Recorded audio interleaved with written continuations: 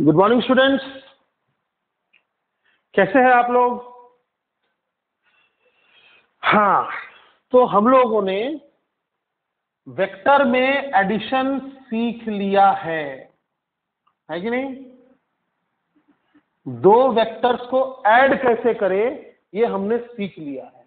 एक छोटा सा रिकॉल हो जाए, अगर एक वेक्टर इधर है और दूसरा वेक्टर इधर है तो ट्रायंगल लॉ क्या कहता है कि एक वेक्टर को दूसरे वेक्टर के साथ कैसे जोड़िए, हेड टू टेल। समझे। तो ये रहा इसका टेल और ये रहा इसका हेड। तो जोड़ना कैसे है, इसको उड़ाते हुए ले जाइए और यहां पर रख दीजिए। तो रख दीजिए, रख दिया। अब एक सेंस ऑफ मूवमेंट बन गया है, एक सेंस ऑफ मूवमेंट। देखिए, अगर आप यहां से शुरू करेंगे तो ये एरो बोलता है कि उधर जाओ, फिर ये एरो बोलता है कि उधर जाओ। तो ये जो दो साइड्स हैं, अगर ट्रायंगल के दो साइड्स मान लिया जाए और तीसरा साइड को हम कैसा बनाएंगे, ऑपोजिट सेंस ऑफ मूवमेंट में। यानी इसने अगर बोला था ऐसा जाओ तो ये आपको रोक देगा।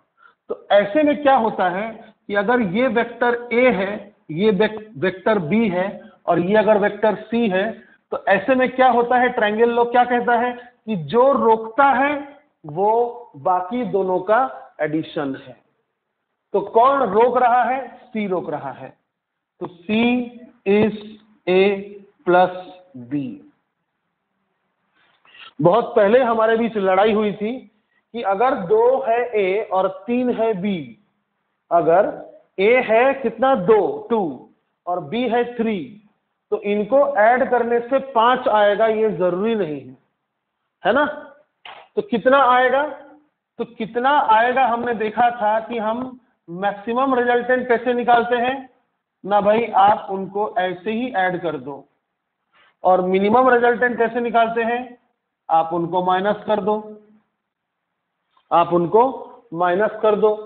तो बेटा 3 और 2 को ऐड करने से 5 आएगा और 3 और 2 को माइनस करने से 1 आएगा।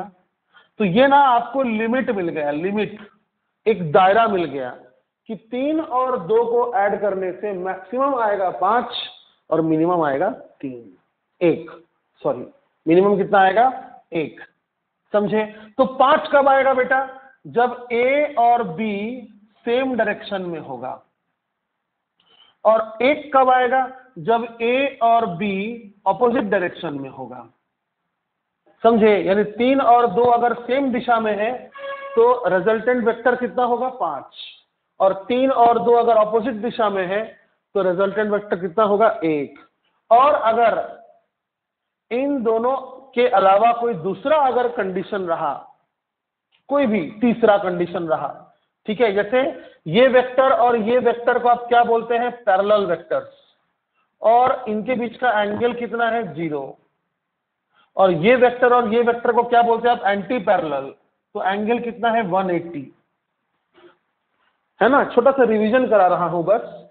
तो जब दो वेक्टर के बीच में एंगल, जैसे इधर ए है और इधर ही मान लीजिए बी है, जिधर ए है उधर ही बी है, तो आंसर कितना आएगा, a प्लस बी, यानी 3 + 2।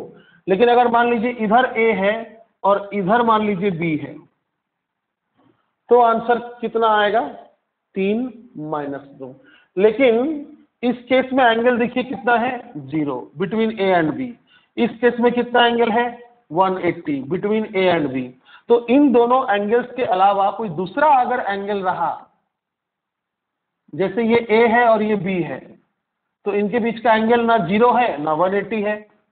तो उस समय आपको रिजल्टेंट का कैसे निकालेंगे आप value, a² + b² + 2ab cos ये वाला थीटा, मतलब फिक्स है, 0 रहा थीटा तो डायरेक्ट ऐड कर देने का, 180 रहा अगर थीटा तो डायरेक्ट माइनस कर देने का।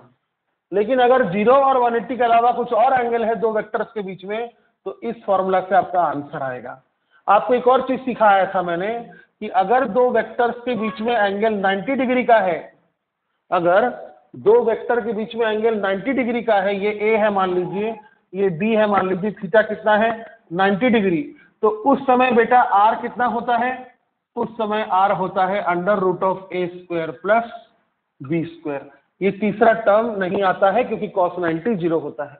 तो आप ना ये 3 केस याद कर लो, ये 3 केस याद कर लो, और ये क्या है, जनरल फॉर्मूला है, समझ गए। तो बेटा हमने आपको जो भी पढ़ाया उससे आप कितने वेक्टर्स का एडिशन कर सकते हैं, भाई सिंपल है, ए और बी, बस।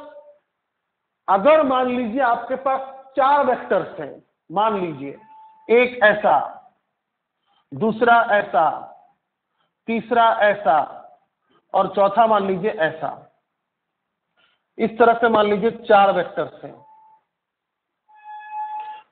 और पूछ रहा है कि इनको ऐड करो। ये मान लो ए है, ये मान लो बी है, ये मान लो सी है, और ये मान लो डी है, ऐड करो बोलता है। तो ये 2 से ज्यादा वेक्टर हो गए ना, we can not apply triangles law, we can not apply parallelogram law directly. तो क्या करेंगे, since there are more than 2 sides, the name of the law is polygon law. तो एक्चुअली हम क्या सीखेंगे, this law is used for addition of more than 2 vectors. And don't worry, कोई derivation नहीं होगा अब, क्योंकि टेंशन मत लो, आप देखो बस, 2 से ज्यादा वेक्टर अगर रहा तो कैसे ऐड करेंगे, आप बस देखो। नहीं अगर आपको समझ में आया, नहीं अगर आपको मजा आया तो दोबारा देखना। इधर देखो, तो ये हमारे 4 वेक्टर्स हैं, किसी ने कहा ऐड करो, तो क्या करना है, सुनो। Step 1 very similar two triangles law, very similar. Step 1 देखो, स्टेप 1 वही है जो ट्रायंगल्स लॉ का स्टेप 1 था। Join all the vectors, join, अच्छे सीखो, लास्ट में क्वेश्चन पूछूंगा, उसका आंसर आपको देना होगा। Join all the vectors head to tail, head to tail मतलब इन एन ऑर्डर, एक सेंस ऑफ मूवमेंट में आप सभी को ज्वाइन कर दो, समझे। किसी को पहले किसी के बाद में आप ले सकते हो सहूलियत के हिसाब से, समझे। चलो करते हैं। जैसे देखो, मैं इसको अगर पहले बनाता हूं, वेक्टर ए को मैंने पहले बनाया, ठीक है। अगर मैंने वेक्टर बी को उसके बाद बना दिया, और वेक्टर सी को मैंने ऐसे बना दिया, ये वेक्टर बी है मान लो, ऐसे है ना वेक्टर बी, और वेक्टर ए ऐसे है, ये देख रहे हैं आप वेक्टर ए। तो वेक्टर ए मैंने ऐसे बना दिया, वेक्टर बी मैंने ऐसे बना दिया, फिर वेक्टर सी मैंने ऐसे बना दिया, देखो ऐसे, मतलब जैसा है वैसा बना दो। और वेक्टर डी मैंने बना दिया ऐसे,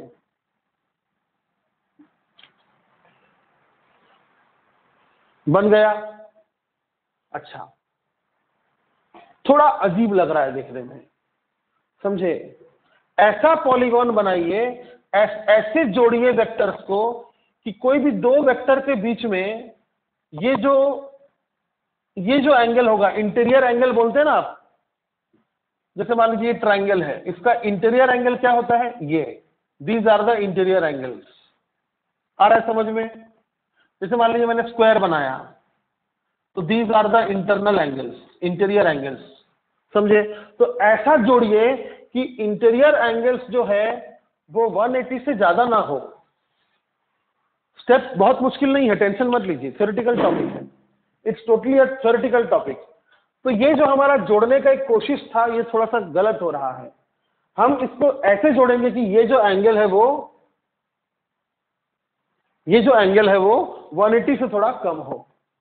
ऐसा कैसे कर सकते सर आप? अरे बहुत सिंपल है यार, मैं बता रहा हूं, देखो। तुम पहले बनाओ बी,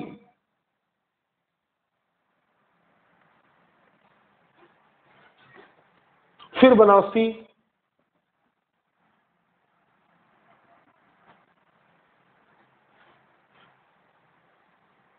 नहीं, ये भी गड़बड़ हो रहा है। देखा कितना मुश्किल जा रहा है। ये वेक्टर और ये वेक्टर ऐसे है, कैसे जोड़ूं मैं इन सबको कि मेरा इंटीरियर एंगल 180 से कम हो, किस तरह जोड़ा जाए? हाँ दिख रहा, मुझे दिख रहा। मैं पहले बनाऊंगा डी, ये मैंने बना दिया डी, फिर बनाऊंगा बी, ये देखो बी, ये मैंने बना दिया बी, फिर बनाऊंगा ए, ये मैंने बना दिया ए, और फिर बनाऊंगा सी, ये मैंने बना दिया सी। एकदम सक्सेसफुल हो गया काम, अपना काम सक्सेसफुल हो गया। अब आप सोचोगे कि सर ऐसा हम कैसे करेंगे सर, कितना टाइम लगेगा सर? अरे टेंशन मत लो यार, इससे क्वेश्चन नहीं आता, इससे क्वेश्चन नहीं आता। डायरेक्टली क्या लिखा रहता है पता है क्वेश्चन कैसा आता है? या स्टेट पॉलीगॉन्स लॉ, खत्म। तो जब तुमको स्टेट करने बोला जाएगा, तुम डायरेक्टली ऐसी डायग्राम बनाना, इस तरह बना के, इस तरह बना के कंफ्यूज क्यों करोगे खुद को? डायरेक्टली ऐसा डायग्राम बनाना, ऐसे डायग्राम बना के बोलना मुझे इन चारों वेक्टर्स को ऐड करना है। समझ गए? हाँ, मतलब ऐसा एग्जांपल मत लेना, डायरेक्टली इसको लिखना। अच्छा चलो आगे बढ़ते हैं हम लोग। अब क्या है देखो, सारे इंटीरियर एंगल 180 से कम है, सारे इंटीरियर एंगल देखो 180 से कम है। समझ में आया? ये गलत क्यों है सर? कभी कभी क्या होता है ना बेटा, ऐसा बनाने से ना आप इसका जो स्टेप 2 है वो नहीं कर पाओगे। चलो स्टेप 2 क्या है देखते हैं। स्टेप 2 है close the figure, close the figure to draw a polygon. समझे? Close the figure to draw a polygon, यानी ए बन गया, बी बन गया, सी बन गया, डी बन गया। अब आप क्लोज कर दो, ऐसा करके क्लोज कर दो। अरे नहीं, ट्रायंगल लॉ मत भूलो, ट्रायंगल लॉ मत भूलो। जो तुम आखिरी डायग्राम, आखिरी लाइन जो तुम बनाते हो वो पहले बनाए हुए वाले से उल्टा होता है। पहले बनाए वाला कैसा था? ऐसा, ऐसा, ऐसा, ऐसा। यानी देखा जाए तो ऐसे गए आप, है ना? आप अगर यहां से देखोगे, आप अगर डी के टेल से देखोगे तो सी के हेड तक कैसे पहुंचोगे? क्लॉकवाइज। समझे? तो this vector that you have drawn must be opposite to that sense. Close the figure to draw the polygon. Then the last side is the resultant vector.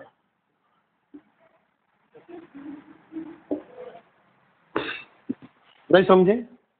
एक बार और देखो, ट्रायंगल लॉ क्या था? एक ऐसा, दूसरा ऐसा। समझ गए आप? ये वेक्टर ए है, ये वेक्टर बी है। तो ट्रायंगल लॉ क्या बोलता था? अगर ये दो साइड ऑफ द ट्रायंगल है, if these two vectors are the two sides of a triangle, then the third side is the resultant, then the third side is the resultant. तो ये जो थर्ड साइड है ये मैंने बनाया ना, कि क्वेश्चन में दिया था, ये मैंने बनाया, थर्ड साइड मैंने बनाया। तो आप इसको बना रहे हैं, ये दोनों तो क्वेश्चन में गिवन है, ए और बी तो क्वेश्चन में ही गिवन है। आप कौन सा बना रहे हैं? इसको बना रहे हैं। क्यों? इसको क्लोज करने के लिए। कैसा क्लोज हुआ? ट्रायंगल। इसलिए लॉ का नाम क्या है? Triangle law. तो आपने जिससे क्लोज किया वो क्वेश्चन वाले वेक्टर्स के ऑपोजिट सेंस में है कि नहीं?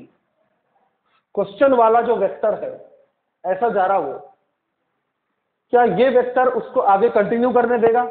नहीं, ये वेक्टर उसको रोक देगा। तो रोकने वाला वेक्टर रिजल्टेंट। तो आपने तीसरा साइड क्यों बनाया? क्यों बनाया तीसरा साइड? ट्रायंगल बनाने के लिए। सिमिलरली हमारे जो गिवन वेक्टर्स थे, ये है हमारे given vectors a B C d, हमने इनको कैसा जोड़ा? एकदम ट्रायंगल लॉ जैसा जोड़ा। कैसे? Head to tail, head to tail, head to tell.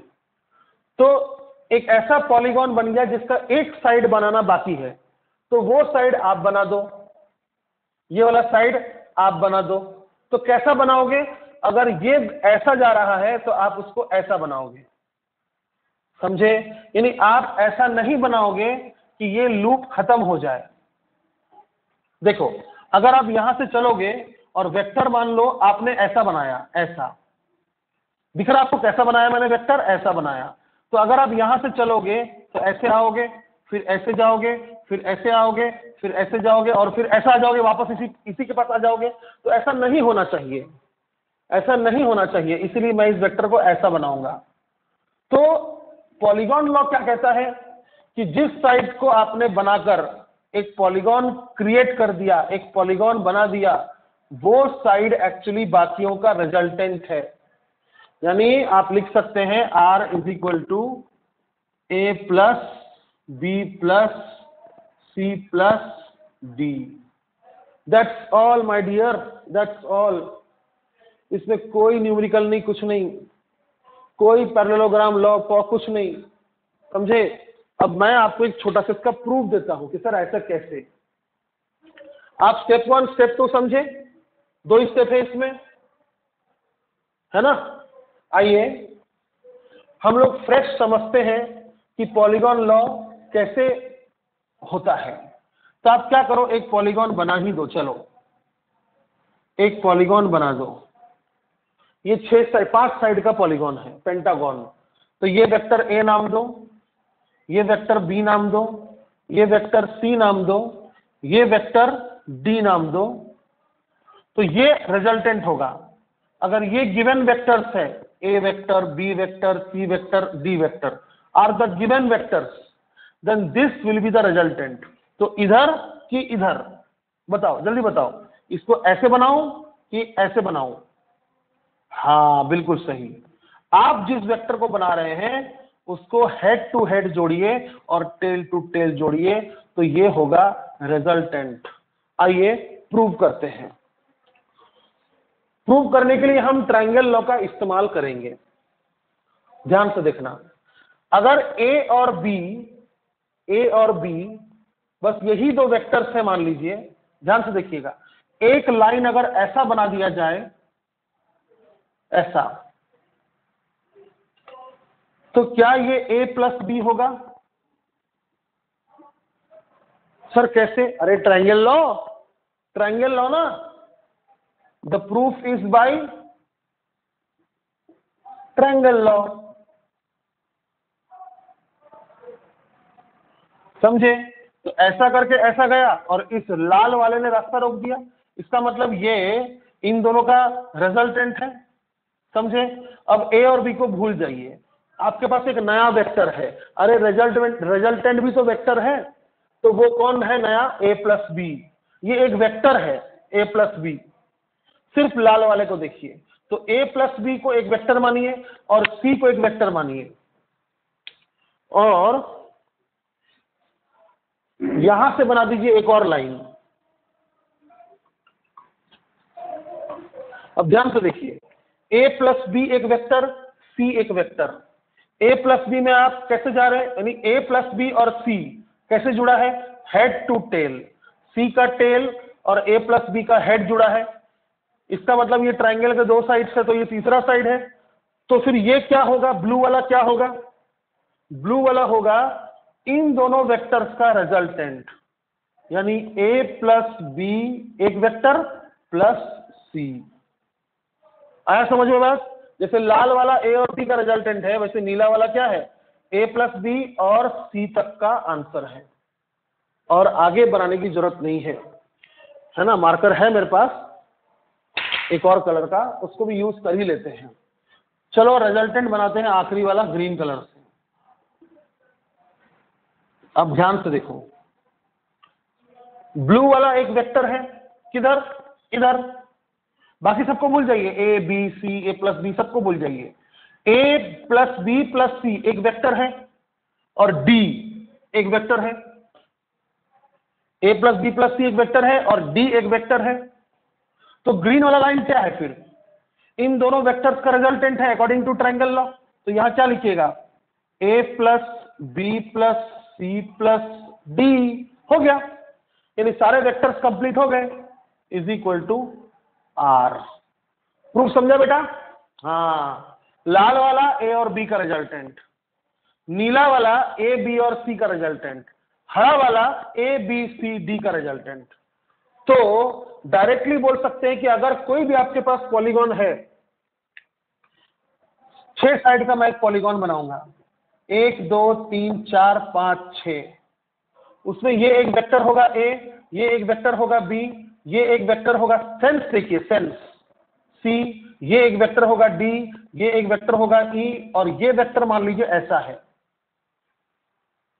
F. ये उल्टा पड़ गया, तो F is the resultant of A B C D and E. यानी इसको देखकर आप क्या बोलिएगा,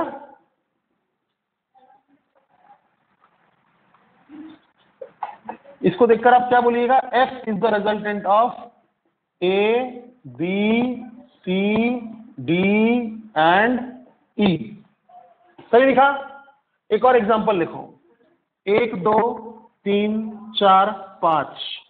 ये मैंने ऐसा बनाया ए, ये मैंने ऐसा बनाया बी, ये मैंने ऐसा बना दिया, सी को ऐसा बना दिया, फिर ऐसा बना दिया मैंने डी, और ई मैंने ऐसा बना दिया। बताओ रिजल्टेंट कौन है, बताओ जल्दी बताओ रिजल्टेंट कौन है। ए ऐसा, बी ऐसा, लेकिन सी ऐसा है। इस C is in the same sense that of A B D and E. E आप क्या करो, यहां से शुरू करो। देखो डी ऐसा, कोई आपको रोक रहा है नहीं। ई ऐसा, ए ऐसा, बी ऐसा, लेकिन सी ऐसा है क्या, नहीं। इसलिए C is the resultant. It is equal to A plus B plus D plus E. ये हो गया आपका पॉलीगॉन लॉ। अब मेरा आपके लिए एक प्यारा सा छोटा सा नन्हा सा क्वेश्चन, जिसने जिसने आंसर दिया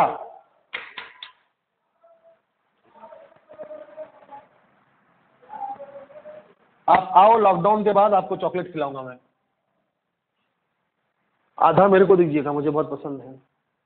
क्वेश्चन है कि there is a closed polygon, there are 5 vectors,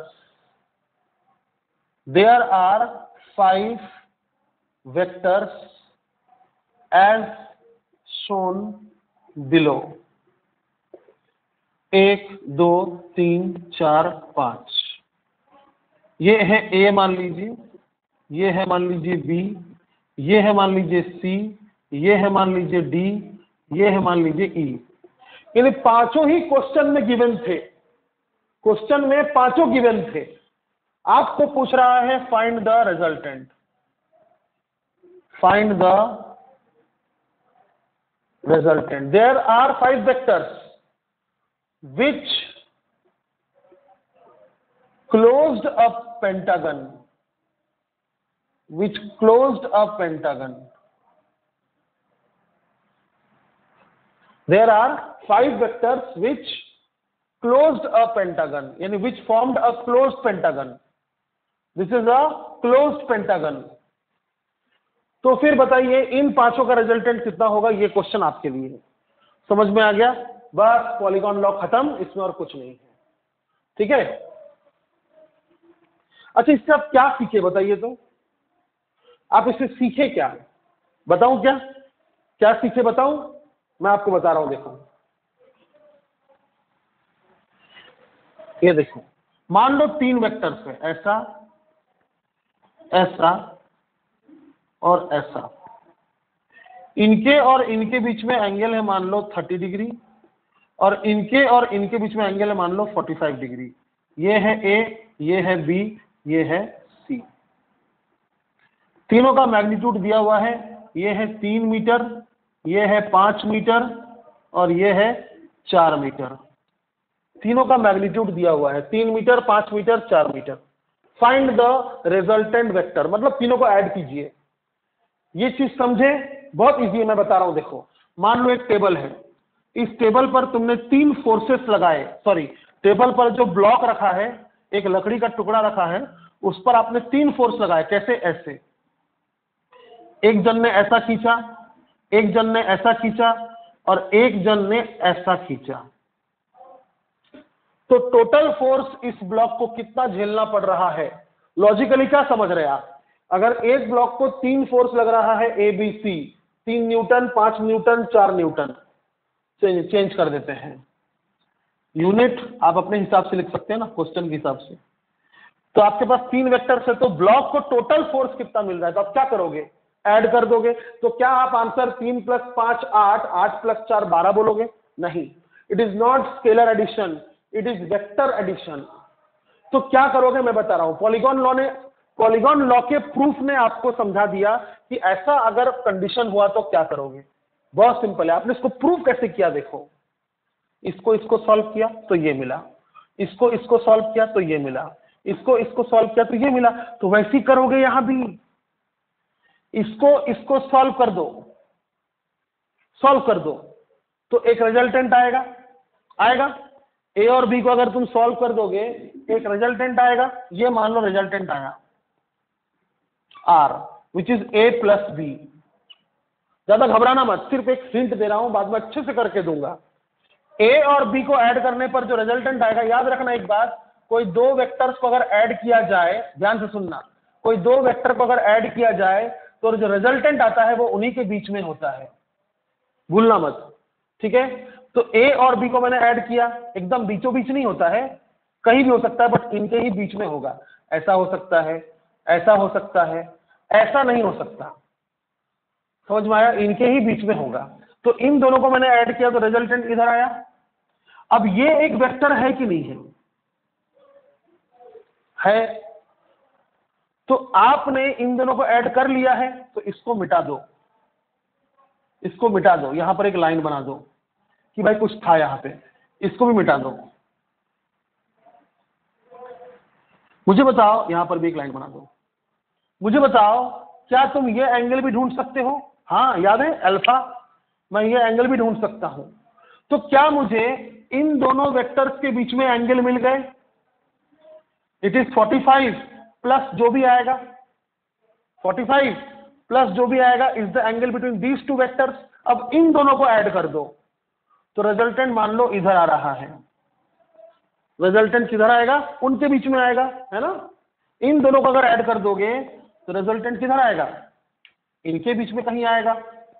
तो ये तुम्हारा फाइनल रिजल्टेंट होगा। फाइनल मतलब a + b तो पहले ही कर लिया था, अब +c भी कर दिया। समझे? इस चीज को अगर आप नहीं समझे ना तो मैं चैलेंज करता हूं, आप एक बार बस और देखो इसको। 2 ही मिनट में समझाया मैंने, वीडियो को पीछे करो, इसको एक बार और समझो, 100% तुमको समझ में आएगा कि अगर 3 वेक्टर रहे, 4 वेक्टर रहे, 5 वेक्टर रहे तो हम क्या करते हैं। मैं ना आपको एक इमोशनल बात बोलता हूं, सुनना। एक इमोशनल बात, भावनात्मक बात। बेटा हमारे पास ना वेक्टर को ऐड करने के लिए ना, वेक्टर का आंसर लाने के लिए ना, इसके अलावा कोई फॉर्मूला नहीं है। पता नहीं कहां लिखा था मैंने अभी, हाँ लिखा था, हमारे पास वेक्टर्स को ऐड करने के लिए ना इसके अलावा कोई फॉर्मूला नहीं है, बस यही एक फॉर्मूला है हमारे पास। बहुत दुख भरी बात है, 2 वेक्टर को ही ऐड करने का हमारे पास तरीका है। तो सर पॉलीगॉन लॉ कुछ नहीं, वो सिर्फ तुमको इशारा कर रहा है। पॉलीगॉन लॉ कोई काम का नहीं है, वो सिर्फ तुमको इशारा कर रहा है कि तुम क्या करना, कि तुम्हारे पास अगर 2 से ज्यादा वेक्टर होगा ना तो तुम उनमें से क्या करना, जैसे मान लो 4 वेक्टर है तो तुम क्या करना, कोई 2 को सॉल्व कर दो तो एक आंसर आएगा, फिर कोई दूसरे 2 को सॉल्व कर दो तो एक आंसर आएगा, अब इन दोनों को सॉल्व कर दो तो फाइनल आंसर आ जाएगा। समझ में आया? तुम्हारे पास 4 वेक्टर है, देखो ए बी सी और डी, 4 वेक्टर्स है। तो पॉलीगॉन लॉ तुमको इशारा कर रहा है कि आप इन दोनों को सॉल्व कीजिए तो एक आंसर आएगा, आप इन दोनों को सॉल्व कीजिए तो एक आंसर आएगा, फिर आप क्या करना, फाइनली इन दोनों को सॉल्व कर देना। आप देखो, ध्यान दो, जब भी आप सॉल्व करने की बारी, जब भी आपको मिल रहा है सॉल्व करने की बारी, तो आप 2 ही वेक्टर को सॉल्व कर सकते हो। क्यों? Why you can solve only 2 vectors? Why? Because you have no other formula than this, and this formula is for 2 vectors. We do not have any formula for more than 2 vectors. This is just a concept. बस सबसे important क्या है ये, तो समझ गए आप, शायद आप समझ गए होंगे कि अगर आपके पास 5 वेक्टर्स हैं तो आप क्या करोगे, कोई 2 को सॉल्व करोगे, फिर कोई दूसरे 2 को सॉल्व करोगे, उन दोनों के रिजल्टेंट आएंगे, उनको सॉल्व कर दोगे, फिर उसको पांचवे से सॉल्व कर दोगे।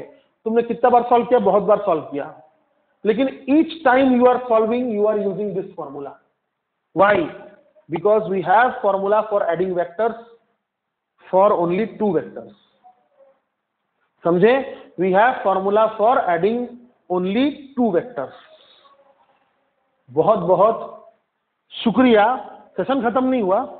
पॉलीगॉन लॉ के तरफ ध्यान देने के लिए बहुत शुक्रिया, है ना। जैसे ट्रायंगल लॉ से कोई तुमको फॉर्मूला मिला था? तुमको ट्रायंगल लॉ से कोई फॉर्मूला मिला था? नहीं, वो सिर्फ एक घटिया सा आइडिया था जिसको आपने यूज किया पैरेललोग्राम में, पैरेललोग्राम लॉ में, और ये फॉर्मूला लाया। सिमिलरली पॉलीगॉन लॉ का भी कोई डायरेक्ट फॉर्मूला नहीं है। बच गए, डेरिवेशन से बच गए। समझे? तो what is polygon law? What is polygon law? जोड़ते जाओ, जोड़ते जाओ, जोड़ते जाओ, जोड़ते जाओ, जहां तुमको दिखे उल्टा वो आंसर। बेटा ट्रायंगल लॉ भी वही था, बस तुमने एक ही बार जोड़ा था। जोड़ते जाओ, मिल गया उल्टा आंसर। समझा? पॉलीगॉन लॉ, जोड़ते जाओ, जोड़ते जाओ, जोड़ते जाओ, उल्टा मिला आंसर। जो उल्टा मिला आंसर, रिजल्टेंट। समझ में आ गया? और इसका आंसर देना मत भूलना, मैं इंतजार कर रहा हूं। मुझे इसका आंसर ग्रुप में चाहिए। वीडियो देखते बराबर बहुत सारे बच्चे जो पट से आंसर दे दिए होंगे, लिख दो, तुरंत लिख दो, सर फिजिक्स के सर आंसर इज ... चलो अब हम लोग एक बहुत ही अनोखा टॉपिक करेंगे। बताओ क्या हो सकता है? टॉपिक का नाम सोचकर देखो क्या हो सकता है। एडिशन तो करना सीख गए, अब मल्टीप्लिकेशन का नाम मत लेना। बहुत भयानक है मल्टीप्लिकेशन, बहुत भयानक, बहुत मजा आता है उसमें, बहुत मजा आता है। तुम जितना कंफ्यूज होगे उतना मजा आएगा। बताओ फिर इसके बाद का टॉपिक क्या होगा? बताओ। डिवीजन। डिवीजन होता ही नहीं है, 2 वेक्टर्स को डिवाइड करते ही नहीं है। सर हो गया ना सर, समझ गया अपने को। सब्ट्रैक्शन, बिल्कुल सही। हम बेटा ये क्वेश्चन करना, मिटा रहा हूं मैं। अब हम करेंगे subtraction of, don't worry, 2 vectors. समझे? Subtraction of 2 vectors. आओ आओ देखते हैं। टॉपिक का नाम है सब्ट्रैक्शन ऑफ 2 वेक्टर्स।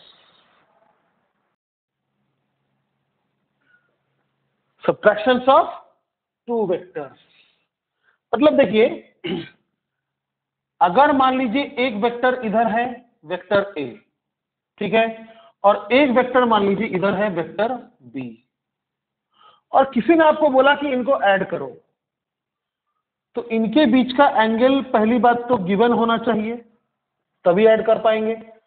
क्यों सर? क्योंकि रिजल्टेंट का फॉर्मूला क्या होता है?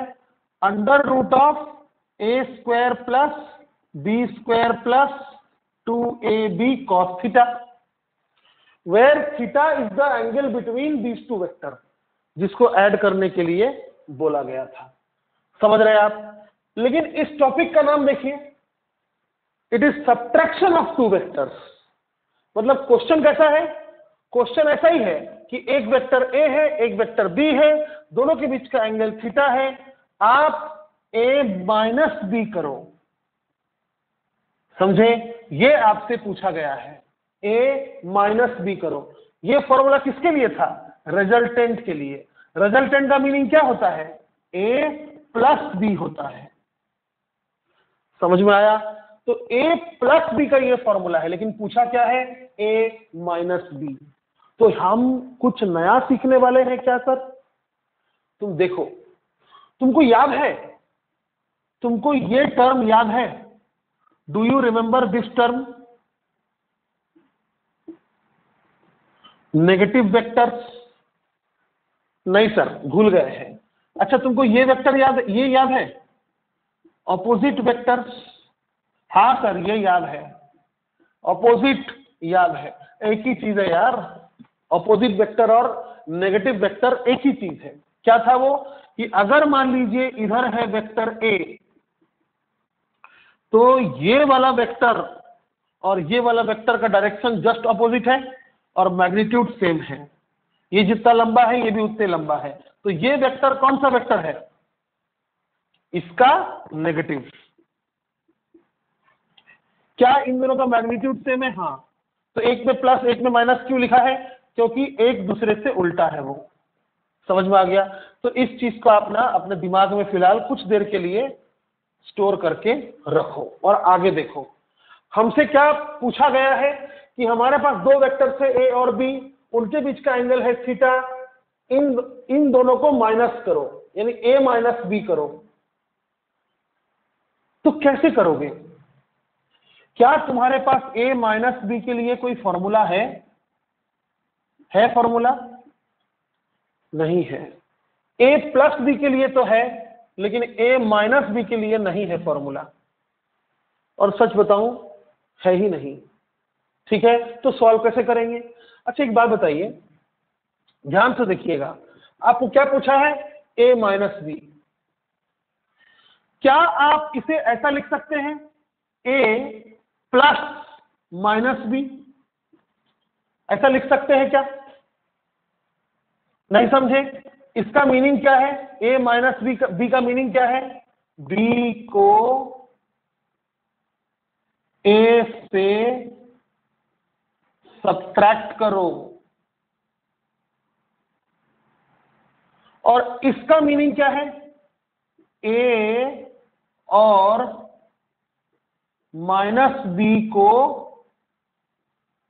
ऐड करो। समझे? क्या इन दोनों स्टेटमेंट्स का मीनिंग सेम है? हाँ। आप अगर ये ब्रैकेट खोल दोगे तो प्लस इंटू माइनस कितना होगा? यही होगा, ए माइनस बी। समझे? तो बी को ए से सब्ट्रैक्ट करो या ए और माइनस बी को ऐड करो, एक ही बात है। A minus B, A plus of minus B, एक ही बात है। क्या तुमको प्लस करना आता है? Do you know how to add two vectors?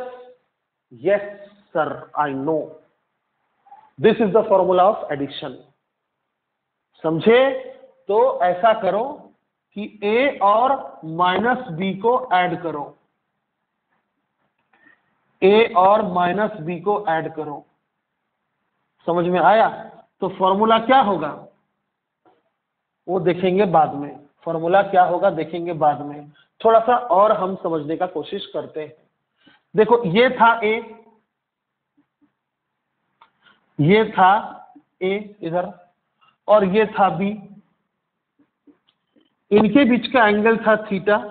Plus करने बोला तो ऐसा कर दिया, ठीक है। लेकिन माइनस करने बोला तो हम फंस गए। तो हमने उसका उपाय निकाला कि हम तो प्लस करना जानते हैं, तो क्यों ना प्लस ही किया जाए। तो किसको किसको? ए और माइनस बी को, क्योंकि इन दोनों का मीनिंग सेम है। तो ए और माइनस बी को तुमको ऐड करना है।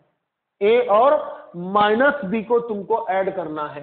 ए और बी को ऐड करना है क्या? नहीं, ए और माइनस बी को ऐड करना है। तो माइनस बी तो बनाओ, माइनस बी तो बनाओ। अगर ये बी है तो ये नॉलेज के हिसाब से, ये जो नॉलेज है, माइनस बी किधर होगा? बिल्कुल सही। क्या बी जितना लंबा है माइनस बी उतने लंबा होगा? हाँ, बस डायरेक्शन ऑपोजिट होगा।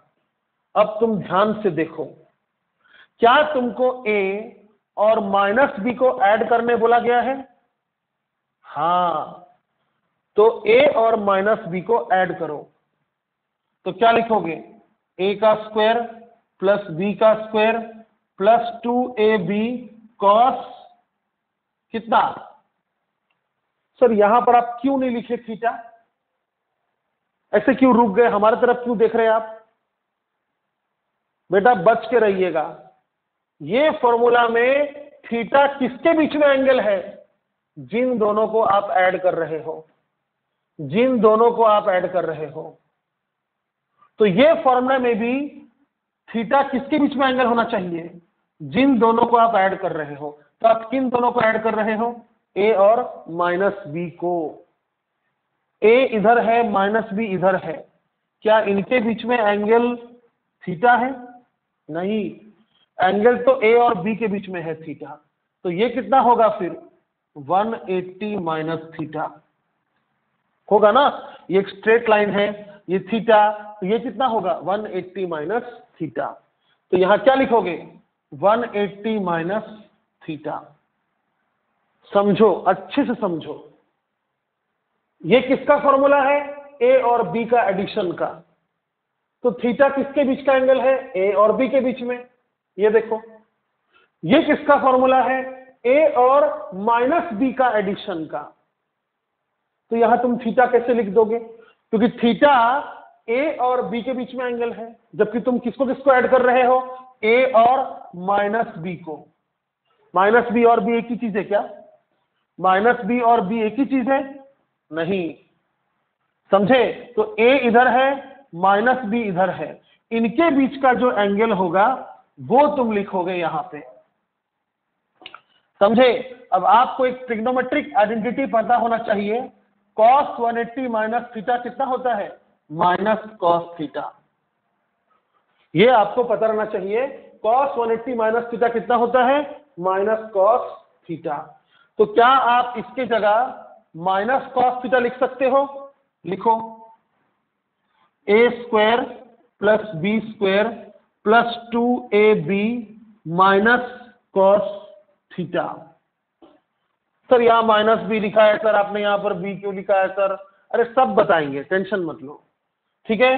तो माइनस कॉस थीटा। क्या ये प्लस और ये माइनस कितना होगा? A square plus B square minus 2ab cos theta. अरे सर, ए प्लस बी का और ए माइनस बी का फॉर्मूला एक जैसा ही है। ए प्लस बी का फॉर्मूला और ए माइनस बी का फॉर्मूला एक जैसा है, बस यहां पर प्लस है क्योंकि यहां पर प्लस था, यहां पर माइनस है क्योंकि यहां पर माइनस है। That's all. बट याद रखिएगा, इस फॉर्मूला में भी थीटा किसके और किसके बीच में है? Theta is between the vectors being added, that is A and B, इस फॉर्मूला में। और इस फॉर्मूला में भी थीटा किसके बीच के एंगल है? Theta is between the vectors being subtracted, that is A and B। समझा? समझा? तो याद रखना, ये दो बातों को याद रखना। सब्ट्रैक्शन ऑफ वेक्टर हो गया, सब्ट्रैक्शन ऑफ टू वेक्टर्स हो गया। कि आपके पास अगर दो वेक्टर है, ए वेक्टर और B vector, full and final सुन लीजिए, उनके बीच का एंगल अगर है थीटा, ऐड करो ये फॉर्मूला, माइनस करो ये फॉर्मूला। बस फर्क कितना है? ऐड है तो ऐड है, माइनस है तो माइनस है। और अच्छे से इस चीज को याद रखना कि इस फॉर्मूला में थीटा क्वेश्चन वाले वेक्टर्स के बीच का एंगल है, और इस फॉर्मूला में भी थीटा क्वेश्चन वाले वेक्टर्स के बीच का एंगल है। समझ में आया? समझ में आया? अब तुम्हारा एक क्वेश्चन का आंसर। तुमने कहीं अपने मन में ऐसा पूछा होगा कि सर जब यहां पर माइनस बी लिखा है तो आप यहां पर माइनस बी क्यों नहीं लिखे सर? सर मेरे पास इतना दिमाग है कि माइनस बी का स्क्वायर बी स्क्वायर हो गया, लेकिन यहां तो माइनस बी लिखना चाहिए था ना सर, ऐसा अन्याय क्यों? बेटा मैंने कोई अन्याय नहीं किया। रिजल्टेंट का फॉर्मूला में आप वेक्टर्स का मैग्नीट्यूड लिखते हो, इसका एक्चुअल फॉर्मूला कुछ ऐसा है जो मैंने आपको बताया था, मॉड ऑफ ए का square plus mod of B का square plus 2 times mod of A mod of B cos theta. ऐसा मॉड मॉड मॉड लगा हुआ है, यानी यहां पर आप सिर्फ मैग्नीट्यूड लिख रहे हो। अगर बी इधर है 5, तो माइनस बी जो इधर है वो भी तो 5 ही है ना, -5 थोड़ी है, समझा? वेक्टर माइनस है, मैग्नीट्यूड थोड़ी माइनस होता है। तो इसके फॉर्मूला में माइनस नहीं लिखना यहां पर, वरना बेटा प्लस हो जाएगा, फिर से प्लस हो जाएगा। तो फुल एंड फाइनल क्या समझ में आया? दो वेक्टर्स को ऐड करो तो ये फॉर्मूला, दो वेक्टर्स को माइनस करो तो ये फॉर्मूला। दोनों फॉर्मूला में थीटा क्या है? Angle between vectors being added, A and B. समझे? इन दोनों को ऐड करने को बोला। एक लास्ट बात, हाँ, अगर इन दोनों को ऐड करने बोला तो आंसर किधर आएगा बताओ? बहुत बार बता चुका हूं, अगर इन दोनों को ऐड करने बोला, ए और बी को ऐड करने बोला, तो आंसर किधर आएगा? किधर आएगा? इधर, इनके बीच में आएगा। कितनी बार सिखाऊं? और ऐड करने से रिजल्टेंट क्वेश्चन वाले वेक्टर्स के बीच में ही होता है। समझे? ये कौन सा वेक्टर होगा? ए प्लस बी होगा। दिख रहा है कौन सा वेक्टर होगा? ए प्लस बी। ये वेक्टर कौन सा होगा? ए प्लस बी। अब बताओ, अगर इन दोनों वेक्टर्स को माइनस करने बोला तो किधर आंसर आएगा? यानी ए माइनस बी का डायरेक्शन किधर होगा? मैग्नीट्यूड का फॉर्मूला तो हो गया, डायरेक्शन किधर होगा बताओ? भूलो मत। माइनस का ये फॉर्मूला डिराइव करने से पहले तुमने क्या सोचा था कि चलो ए माइनस बी करना तो आता नहीं है, हमें ए प्लस माइनस बी करना आता है। यानी तुमने इन दोनों वेक्टर्स को ऐड किया है,